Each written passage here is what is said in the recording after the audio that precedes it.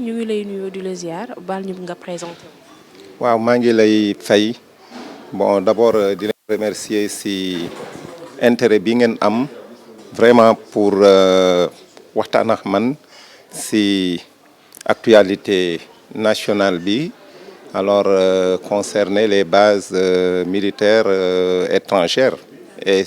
particulièrement françaises ici au Sénégal. Monsieur Diagne ñu yow ban relation nga amoon li nga xamante ne mooy base militaire française yi. waaw sama relation moom mooy man Wakam laa dëkk déjà armée de l'air française ñoo ma embauché alors maa ngi fa depuis 1992 quand même voilà 92 def na je pense fanweeri at ak ñaar alors loolu yàgg na donc relation bi moom mooy relation alors liggéeykat voilà donc tout simplement voilà j'ai fait une très belle carrière là-bas sama carrière jeexagul. maa ngi war a jeexal maa ngi waroon jeexal en 2026 fin décembre 2026 bon mais malheureusement bon apparemment alors ça a été écourté parce que am na lettre bu ñu yóbbu inspection du travail pour licencier tout le personnel alors qui est là-bas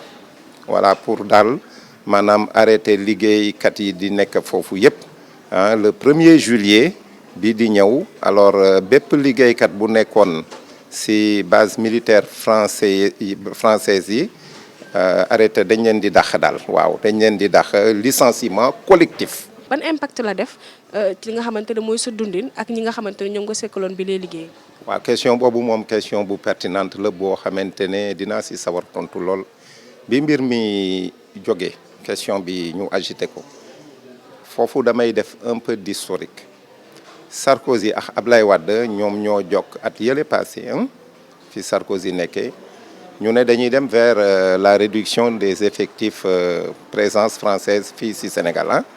Ablaye Wade Sarkozy wax loolu déclaré que en Afrique du Sud au Cap Ablaye Wade ne ko delloo ma samay suuf nga Ablaye Wade président Ablaye Wade suñu maam boobu moom ku bëggoon suuf la alors conflit ba taxaw. mu am un premier plan en 2010-2011 ñu réduire un peu les effectifs bon 2024 bi ñu waroon dem dans ce processus wàññi effectifu militaire français yi alors malheureusement bi ñu ñëwee ba décembre 2024 Macron bi mu génnee wax si loolu te waxewu ko fi mu ko war a waxee le président Macron président France mais Sonko ak Bassirou Diomaye Diakhar Faye son excellence suñu président de la République dañu feelu Macron feelu ko ñoom it waxewuñu fi ñu war a waxe parce que communication officielle dafa am diplomatie dafa am et la diplomatie ne se fait pas dans la rue beneen bi France ak Sénégal li ñuy wax fët tàggalewul mbaam ak ay noppam France ak Sénégal bi leen yàlla boole dafa yàgg base française bu Ouakam bi rek 1930 la implanté wu bon impact bi 1930 ba léegi mën na bi mbir mi jógee bon dama ne d'abord waroon nañ calculer par des données statistiques l'impact de ces bases dans le PIB sénégalais. Récemment, le budget de la base est monté à près de 60 milliards. 60 milliards par an. La masse salariale, 2 milliards. soo demee travailleur bu nekk foofu ay ouvrier wala ay femmes de ménage bu ñu demee di fayeku banque da ngay gis ne ñoom ñoo ëpp salaire les employés de banque qui sont au comptoir et dans les bureaux les agents xam nga loolu doy na waar si Sénégal ce qui veut dire plan 2010 bi on était à 500 et quelques employés soo jëlee 500 et quelques employés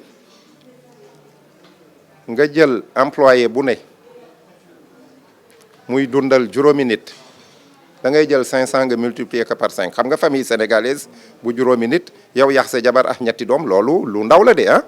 bu dee les familles polygames ils sont à une dizaine de personnes loolu xam nga 500 multiplié par 10 ça fait 5000 personnes impact direct tout de suite soo jëlee entreprise yi fa doon agir dem nañ près de 500 entreprises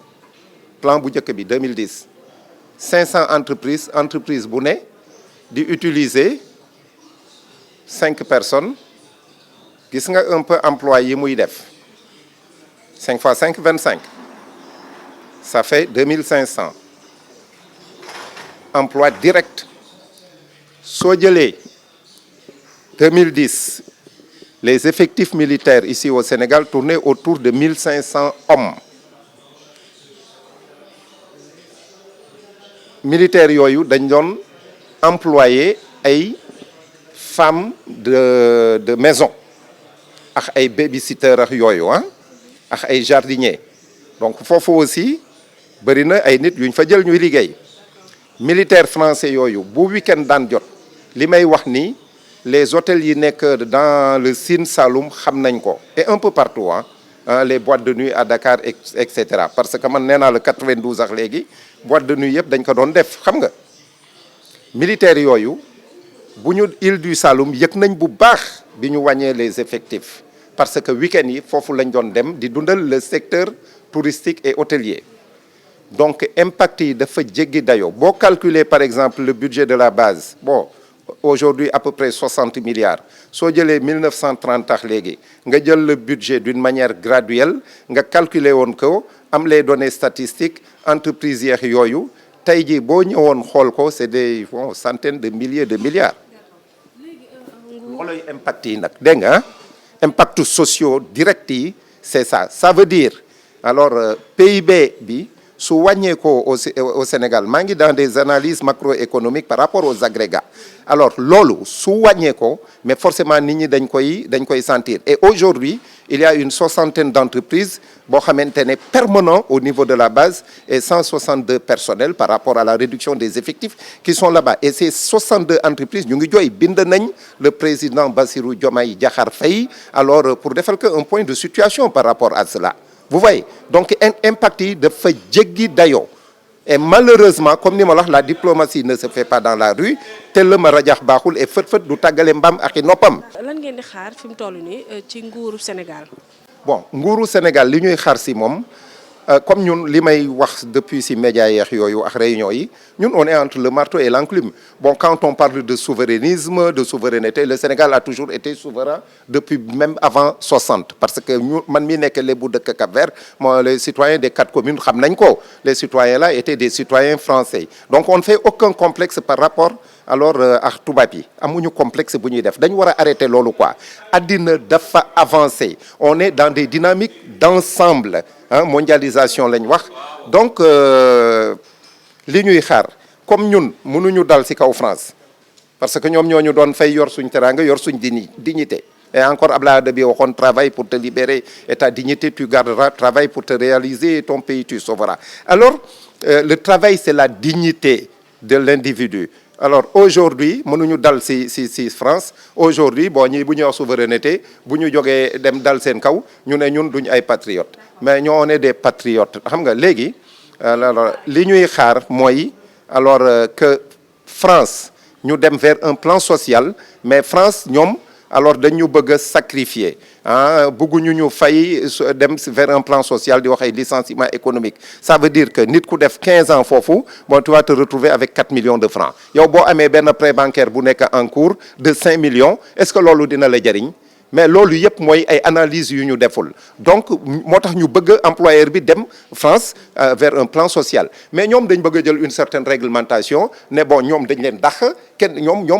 du jógewul ci ñoom alors gouvernement Sénégal moo leen dàq boo gisee lettre de licenciement bi dañu chargé suñu président de la République Bassirou Diomaye Diakhar Faye ne moom moo leen dàq Sénégal donc waaye ils plient leur bagage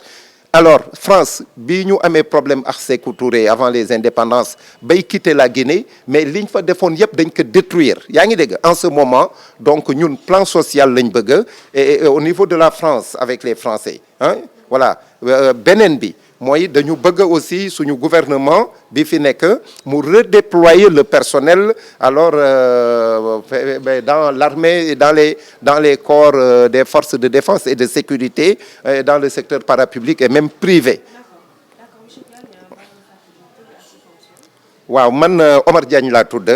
alors je suis un cadre au niveau des éléments français au Sénégal voilà di liggéey ci wàllu logement ak hôtellerie dans l'administration. Je vous en prie.